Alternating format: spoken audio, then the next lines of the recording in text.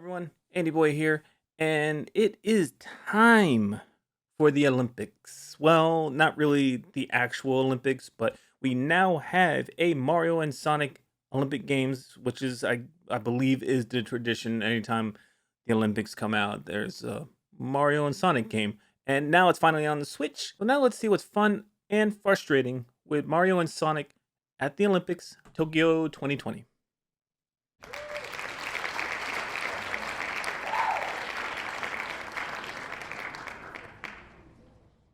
The story mode is an enjoyable way to introduce yourself to the plenty of events and mini games for Mario and Sonic at the Olympic Games Tokyo 2020. I had a few laughs at the writing for the characters as I got further into the story, and it brought out the little kid in me.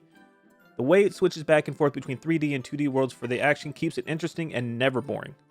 Speaking of the 2D events, they are the best part of Mario and Sonic at the Olympic Games Tokyo 2020 by far. It really feels like the developer went all out in creating the 2D events.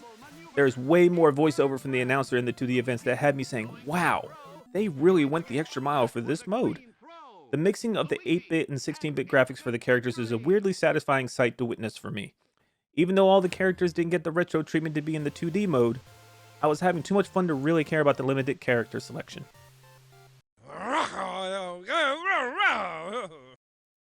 Motion controls for the most part didn't work for me. Whenever I tried to use them to play an event, it felt like my Nintendo Switch wasn't reading my inputs correctly. I even tried recalibrating the Joy-Cons, but it never seemed to fix my issues.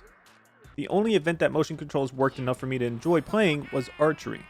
It was very satisfying to pretend to pull back on a bow and unleash an arrow to get a bullseye on a target. Too bad I couldn't have the same satisfaction with the rest of the events using motion controls. I love trivia, and when I saw my first one in Mario and Sonic at the Olympic Games Tokyo 2020, I was pretty bummed that it doesn't let you try to guess what the answer is. Instead, it hides the answer until you press A, and then it is revealed. I would have cared way more to search for all the trivia questions in story mode if I could flex my brain muscles to answer the trivia instead. Mario and Sonic at the Olympics Tokyo 2020 is surprisingly fun. I really enjoyed all the mini games. There was maybe a couple, like it's called sport climbing. The controls, no matter which one you use motion controls or just the buttons itself, it just didn't feel fun at all. But all the other events were great, especially the 2D events and the Dream events. Especially it was kind of like especially the racing one. It was just like you're racing in the Mario Kart track, and it was pretty cool. Everything in this game is bite-sized, enjoyable fun, kind of like an appetizer you would get at a restaurant. It's not gonna fill you up. Well, some people it might fill up, but it won't fill you up. But it's a great starter to whatever else you have coming down the road, which is, I try to explain this to my wife and how, like, this game, this Mario and Sonic at the Olympics Tokyo 2020, it feels like it's a great starter game, great appetizer. You have friends come over.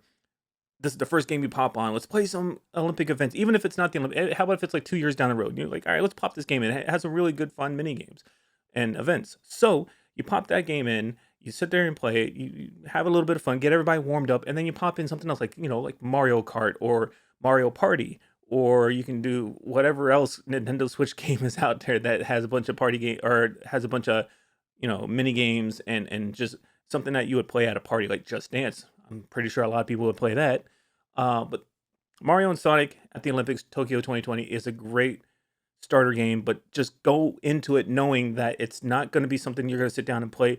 Even the story mode, you're not going to sit and play it for hours on end. You're going to play for like maybe 30 minutes to an hour here, and then you kind of put it down and go, okay, I'll come back to that later.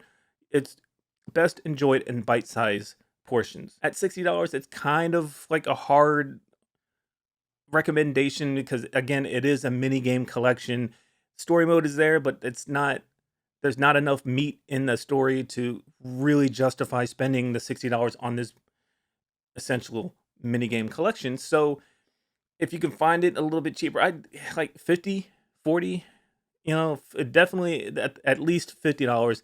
I'd say get it. It's great if you have a bunch of friends that come over and want to party. You have some party games to play and they're all into video games. This is a great starter game going into a whole bunch of other games that you probably have. Or if you have kids, which I'm excited that when my kid gets older, he can play this game and invite his friends over. They can play this game. They can play the Mario and Sonic game. They can play that, start off, and then get into like Super Smash Brothers and and Mario Party, Mario Kart, and all that stuff. But it's a great way to kind of like get everyone involved, and then as the night goes on, more and more people kind of fall off, and then there's only like maybe 4 or 5 people that still want to play, and then you can just move on to other games. So I I had fun with it. I really did have fun with it, but I went in with the expectation it's geared towards kids and it's a bite-sized experience. So as long as you know that going into Mario and Sonic at the Olympics Tokyo 2020, you'll have a great time. I had a great time, so I assume that everyone else will have a great time. Hopefully your taste line with mine. If not, then I'm sorry.